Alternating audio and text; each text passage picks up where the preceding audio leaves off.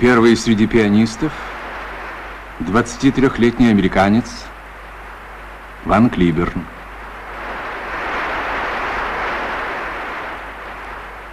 Второе место заняли советский пианист Лев Власенко и китайский музыкант Лю Шикунь.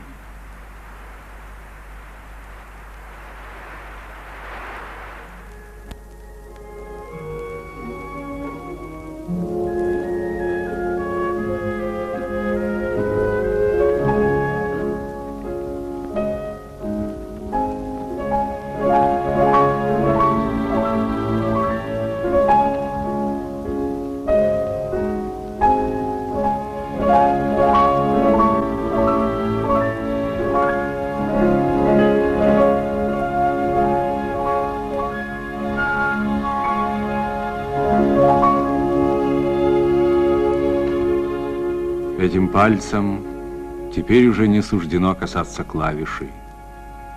Хунвейбины раздробили Лю Шикуню кисти рук за то, что он исполнял музыку буржуазного композитора Чайковского. Такова одна из сторон культурной революции, которую проводит сейчас группа Мао Цзэдуна. Лю Шикунь – один из ведущих пианистов Китая. Его отец был музыкантом, но впоследствии стал заниматься бизнесом. И, как он рассказывал, когда сыну было 2 годика, он постоянно напевал ему очень печальную песенку, которая трогала мальчика до слез. В 3 года мальчик, прослушав одну мелодию, уже мог ее сыграть, и отцу стало ясно, что у сына есть музыкальный талант. Он стал тратить много времени и сил на обучение сына игре на фортепиано. Затем Лю поступил в музыкальную школу в Пекине. Это была средняя музыкальная школа при консерватории. Там однажды во время экзаменов он плохо сыграл, так как совсем не подготовился. Его учитель переживал за него до слез. И это событие до глубины души затронуло мальчика. С того времени он стал всерьез заниматься, чтобы больше не расстраивать учителя. Часто случалось, что когда другие ученики уже покидали классы и освобождали их, Лю оставался там подолгу, чтобы позаниматься. Так, в ранние годы он учился у Мэй Джинчаня, китайского профессора, который заложил в него основу мастерства, а затем в Центральной консерватории у профессора Дзянь Янцяо, одного из пионеров китайского фортепианного образования. В 10 лет он уже победил на всекитайском конкурсе пианистов. Позже учеба в СССР, где в Московской консерватории он обучался у Самуиля Фейнберга и у Татьяны Кравченко. Через год он получил специальную премию международного конкурса имени Листа в Будапеште и, наконец, звание лауреата на международном конкурсе имени Чайковского в 1958 году. Как вспоминает пианист, когда он получил известие об участии в конкурсе, оставалось всего 5 месяцев. За это время надо было подготовить произведения Чайковского, а их было так много, что хватило бы на 3-4 музыкальных концерта. Лю Шикунь заперся в своей комнате и, кроме времени, потраченного на сон и прием пищи, он все 14 часов занимался музыкой. Кожа на пальцах протерлась, но он, обмотав их пластырем, упорно продолжал играть. Говоря о своих взглядах на музыку, он как-то сказал, цитирую: «Если музыкант желает достичь вершин в искусстве, то ему необходимо соединить талант и усердие. Например, я в детстве действительно проявлял необыкновенные способности к музыке, но только этого недостаточно. Без музыкального образования и дальнейших занятий талант пропал бы даром». 19-летний Лю Шикунь набрал после 2-го тура один из самых высоких средних баллов – 404, обогнав тогда Уэна Клайберна, который тогда набрал 393 балла. Впереди был лишь Лев Власенко, который набрал 411 баллов. В итоге Власенко и Лю Шикунь разделили 2-ю премию, а Клайберн стал победителем. Таким образом, Фейнберг и Кравченко сыграли ключевую роль в формировании стиля и техники Лю Шикуня. После конкурса он вновь вернется в Советский Союз.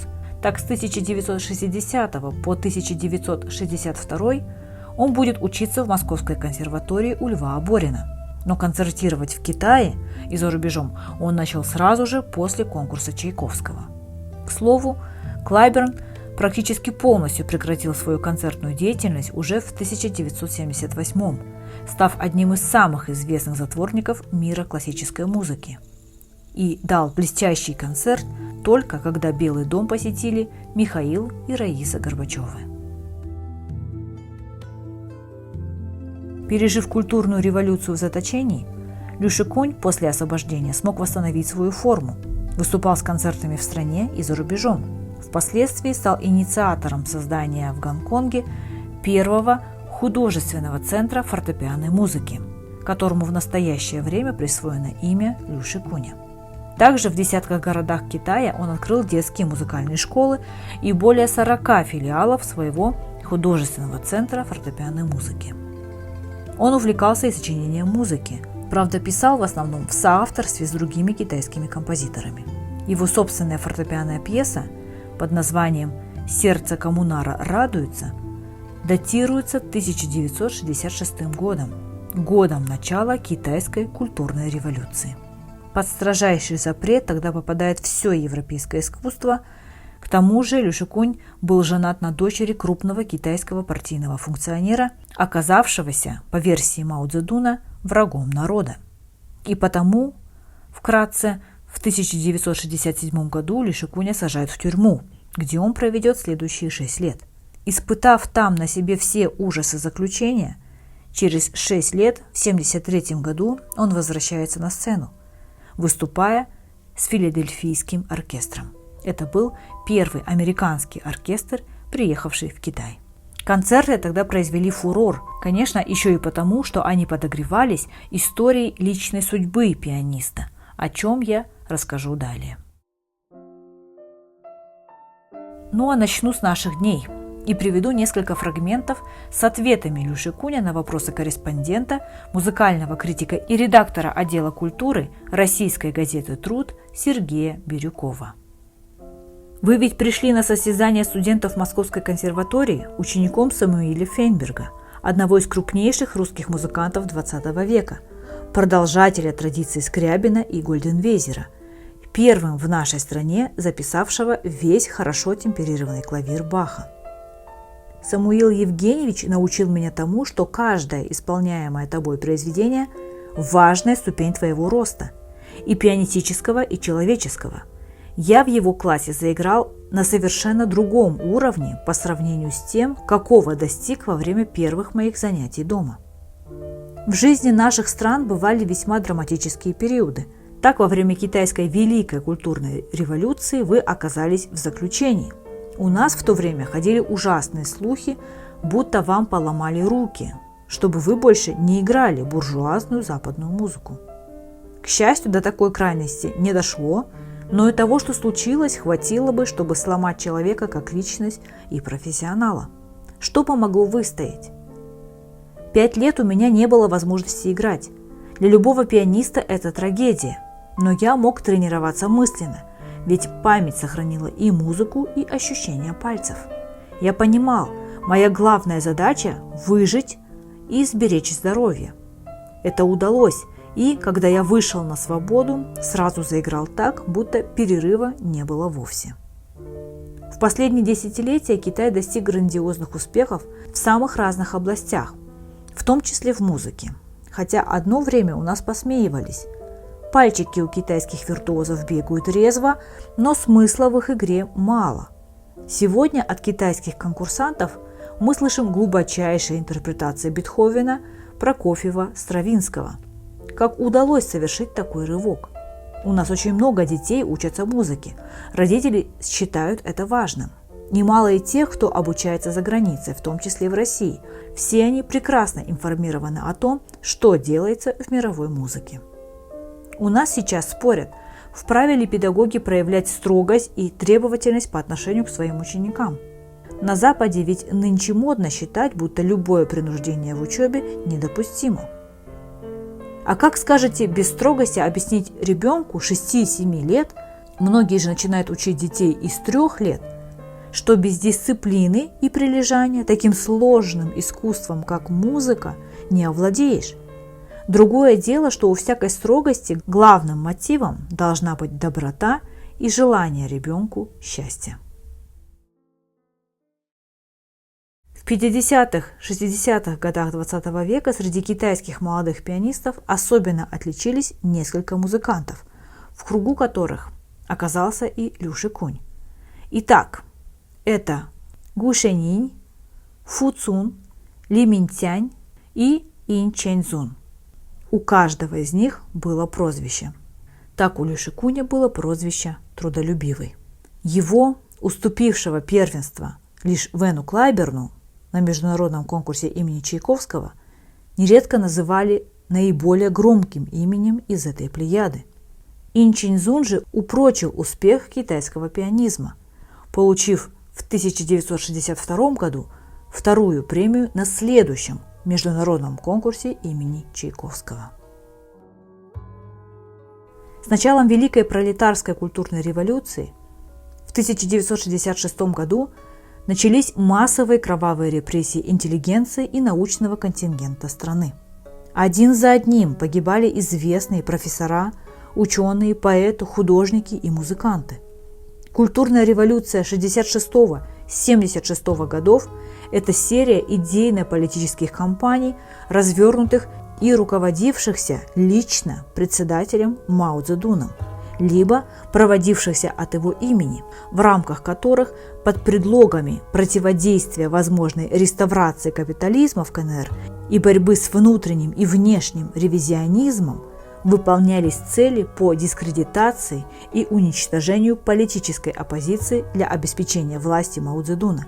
Одним из основных факторов культурной революции также называют отход от дружбы с Советским Союзом и репрессии по отношению к несогласным с таким курсом. Культурная революция привела не только к широкомасштабным репрессиям против партийной оппозиции, но и к попытке ликвидации религии и духовенства, гонениям на интеллигенцию, общественные организации, профсоюзы, пионерскую организацию. Культурная и научная деятельность была практически остановлена. Хунвейбины сожгли декорации и костюмы спектаклей Пекинской оперы. В театрах должны были идти только написанные женой Мао революционные оперы из современной жизни. В течение 10 лет они были единственным жанром сценического искусства, разрешенным официальной цензурой. Хунвейбины громили и жгли храмы, монастыри, снесли часть Великой Китайской стены, употребив вынутые из нее кирпичи на постройку более необходимых свинарников. Отряды хунвейбинов отрезали косы и сбривали крашеные волосы у женщин, раздирали слишком узкие брюки, обламывали высокие каблуки на женской обуви, разламывали пополам остроносые туфли, заставляли владельцев магазинов и лавок менять названия. Широкое распространение тогда получили так называемые ритуальные танцы верности председателю Мао.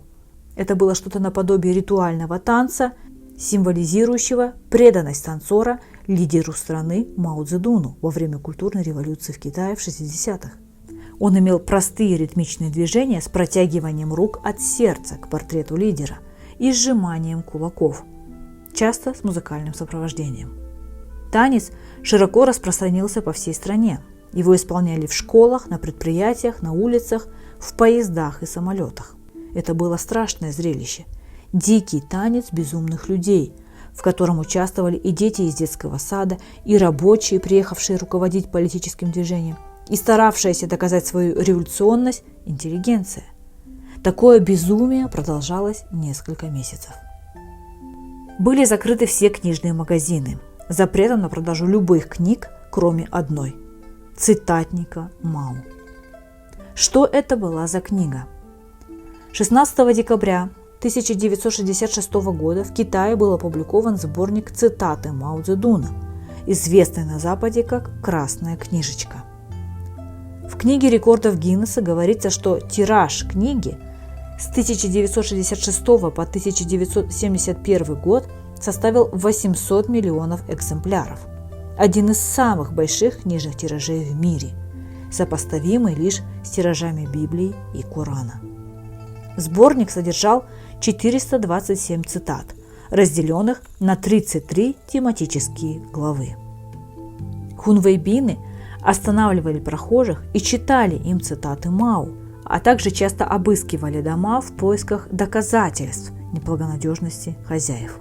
В ходе кампании под названием «Деревня окружает города» от 10 до 20 миллионов молодых людей с высшим образованием или получавшие таковое насильственно отрывались от дома и депортировались на работу в отдаленные деревни, районы и горы.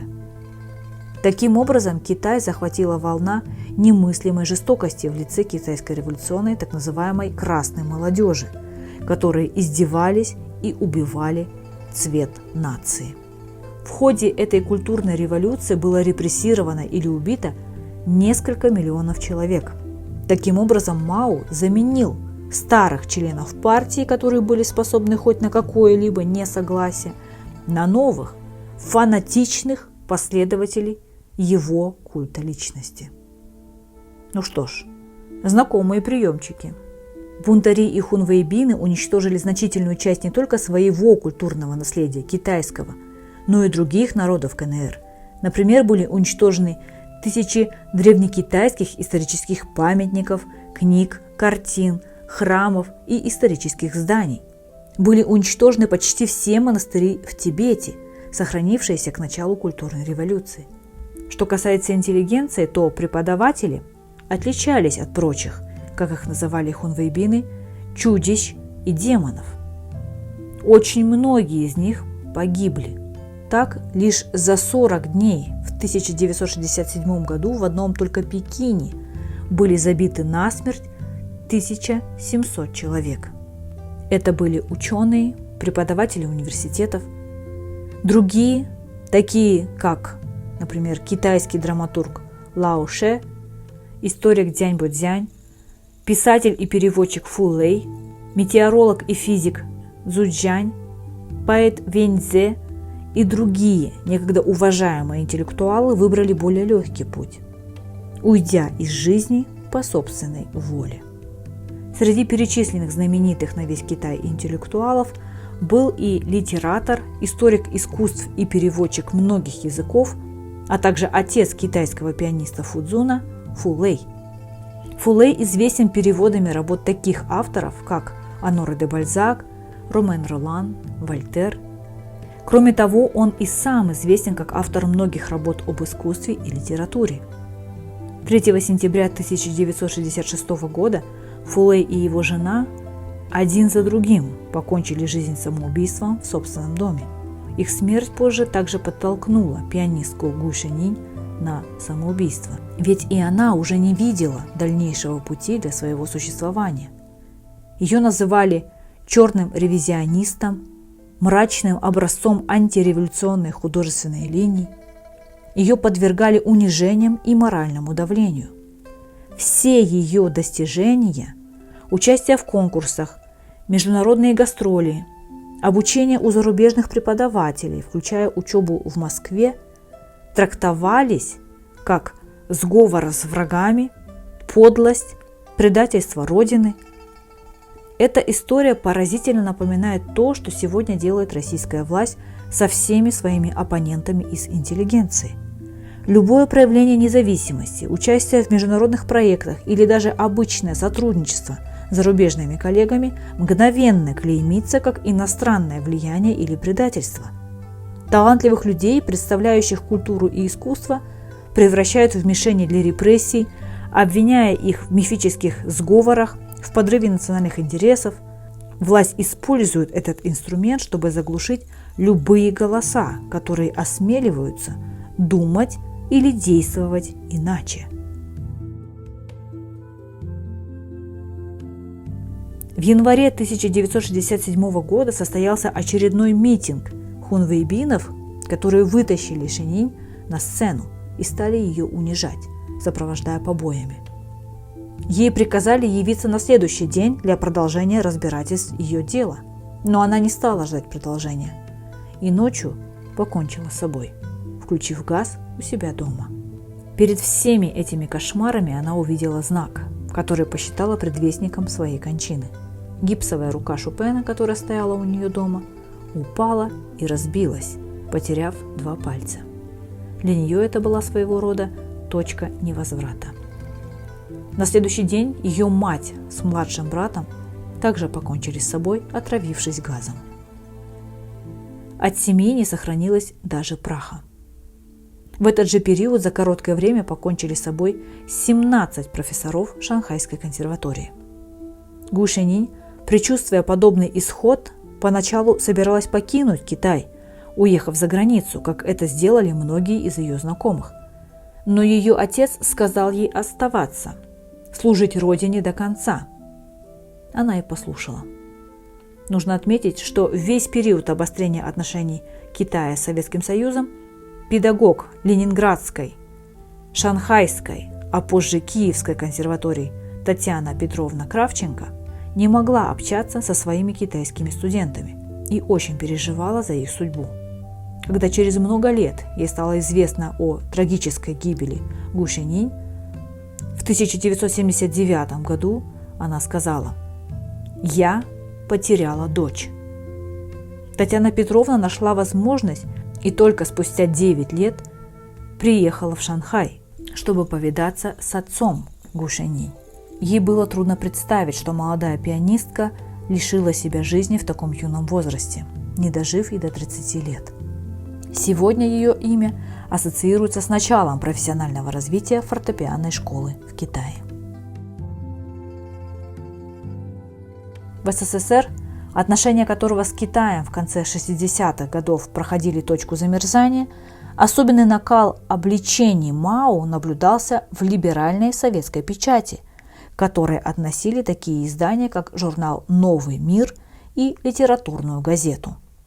Позднее кто-то из публицистов, кажется, Федор Михайлович Бурлацкий, поделился, что под видом Мао они на самом деле обличали Сталина. Доставалось, разумеется, и красной книжечки Мао Цзэдуна. И далее я приведу буквально парочку фельетонов против этой книжки из литературной газеты за 27 августа 1969 года, чтобы вы понимали остроту этих высказываний. Итак, выражение Мао «воевать – это значит учиться». Комментарий Литгазеты на это: 10 лет войны – среднее образование. Еще 5 лет войны – высшее образование. А если вдруг наступит мир, значит, так и ходить всю жизнь неучим? Выражение Мао: при игре на фортепиано в движении находятся все 10 пальцев, и нельзя, чтобы одни из них действовали, а другие бездействовали. Но если ударять по клавишам всеми 10 пальцами одновременно, то мелодии тоже не получится. Для того, чтобы получилась хорошая музыка, все 10 пальцев должны действовать ритмично и согласованно. На фортепиано одни играют хорошо, другие плохо, и разница в исполнении мелодии очень большая. Комментарий Литгазеты на это следующий. Интересно, а что по этому поводу думает лауреат международного конкурса имени Чайковского, бывший пианист Лю Шикунь, которому в период Великой пролетарской культурной революции хунвейбины раздробили кисти рук? Вернемся к Лю Шикуню. Устойчивый эпитет, часто присоединяемый в современном Китае к этому имени, это прилагательное «легендарный». О степени популярности и легендарности Лю Шикуня свидетельствует хотя бы число просмотров статьи о нем в Байдупедии. Это интернет-энциклопедия на китайском языке, разрабатываемая и поддерживаемая китайской поисковой системой Байду. В частности, там упоминается и о его заключении, во время которого, цитирую, хунвейбины сломали руку Лю Шикуню, избивая его ремнем с медной пряжкой. И обязательно подчеркнута роль высшей власти в освобождении музыканта, мол, мучения окончились лишь, цитирую, после вмешательства председателя Мао Цзэдуна. Итак, во время культурной революции в Китае Лю подвергся репрессиям и тюремному заключению на 6 лет. К исполнительской деятельности он вернулся только в 1973 году. С 90-х годов он живет в Гонконге, сейчас почетный профессор Центральной консерватории Китая, Шанхайского, Шаньдуньского университетов, автор 2 концертов для фортепиано с оркестром и других произведений. Он часто говорит, что будь то пианино или другой музыкальный инструмент, они все созданы для того, чтобы на них играло как можно больше людей. Музыкальные инструменты отнюдь не принадлежность только избранных музыкальных талантов. Учиться игре на фортепиано не обязательно для того, чтобы стать Бетховеном. К чему же в итоге пришли китайцы? И почему они так тянутся к русской и советской музыке? Ведь не секрет, что китайцы обожают Чайковского, Рахманинова, Скрябина. Залы переполнены, а зрители, если они из китайских крестьян, например, дополнительно просят сыграть в конце концерта «Катюшу» или «Подмосковные вечера». И хором подпевают, ведь они уверены, что это китайские народные песни. Возможно, их привлекает конфликт в мелодиях, которого часто нет в созерцательной китайской традиции. К тому же культурная революция фактически разрушила национальную культуру Китая и просто копировала советскую. И теперь, когда люди снова увлеклись музыкой спустя столько лет, именно постсоветские музыканты несут им то, что они помнят с их детства. Фортепиано сейчас самый популярный инструмент в Китае. На нем играет практически 85-90% всех, кто вообще на чем-либо играет. По приблизительным подсчетам, 100 миллионов китайцев так или иначе притрагиваются к фортепиано. Так обеспеченная китайская семья вынуждена все средства вкладывать в ребенка. Растет поколение очень образованных, очень здоровых и скорее очень избалованных царьков, объездивших весь мир, владеющих несколькими языками и часто несколькими инструментами. Любое явление распространяется как цунами, и если в хорошем жилом квартале одна семья заводит рояль, тут же рояли, дорогие, европейские, появляются и у остальных. Все это вместе с колоссальной генетической усидчивостью уже приводит к невероятным результатам. И я не знаю других детей, которые бы могли конкурировать с азиатами по качеству подготовки домашнего задания. Другое общее качество – это подобострастное уважение к учителю. Даже если у ученика есть свое мнение, он никогда его не выскажет. И конструктивный художественный конфликт, необходимый для творчества, становится здесь почти невозможен. Касаясь перспективы преподавания мастерства игры на фортепиано, Лю Шикунь сказал, цитирую: «Я думаю, что фортепианная музыка в Китае имеет хорошие перспективы. В первую очередь имеется хорошая международная среда. В настоящее время фортепианной музыкой в большинстве своем увлекаются не люди Запада, а люди Востока, среди которых китайцы на первом месте». В последнее время многие молодые китайские пианисты завоевали международные премии. Посмотрите, сколько людей занимается фортепианной музыкой. И ведь это правда. Сейчас в Китае широкую популярность имеет начальное музыкальное образование. Дети учатся игре на музыкальных инструментах, в частности на фортепиано, с самого раннего возраста – 3-4 года, в отличие от постсоветских стран, где обучение начинается в 6-7 лет. Значительная роль в Китае принадлежит родителям, тщательно следящим за музыкальным обучением детей. Сама же система игры на инструменте в Китае построена на развитии технического аппарата ребенка. Следовательно, важным считается развитие подвижности и скорости. Суммируя же сведения о китайской школе пианистов от преподавателей и учеников, следует отметить существование комплекса взаимосвязанных частей, гораздо больших, чем просто фортепианная школа. Такая система скорее будет обобщаться понятием «фортепианная культура», а само это понятие пока еще редко встречается в научной литературе. Доктор искусствоведения профессор Рима Бучукури считает, что, цитирую, «национальная фортепианная культура – многоуровневое понятие. Это и концертно-исполнительская деятельность пианистов, это и уровень музыкальной педагогической деятельности конкретной страны, развитие методической мысли, состояние фортепианных классов в музыкальной образовательной системе, наличие фортепианной литературы, а также существующие инструменты – фортепиано с присущей им механикой и так далее. Таким образом, китайская тяга к музыке – это результат сочетания исторических, культурных и социальных факторов. Музыка в Китае давно стала частью воспитания, символом статуса, способом самоутверждения. Для китайцев музыка – это и труд, и дисциплина, и инструмент для достижения гармонии. Традиционное уважение к учителю и готовность следовать его указаниям позволяют китайским музыкантам достигать невероятных высот. При этом в обществе, где коллективные интересы часто важнее личных, процесс обучения музыке становится своеобразным актом самопожертвования. Семьи готовы тратить колоссальные средства и время, чтобы ребенок освоил инструмент, несмотря ни на что. Фортепиано в Китае – это больше, чем просто инструмент. Оно становится частью культурного воспитания нового поколения, символом модернизации и открытости миру. В результате Китай стал не только крупнейшим потребителем музыкальных инструментов и образования, но и теперь уже мощной силой, влияющей на развитие мировой классической сцены. Спасибо, что посмотрели. Ставьте лайки, если информация оказалась для вас полезной и интересной. Подписывайтесь на мой канал, смотрите другие мои видео. Всем пока!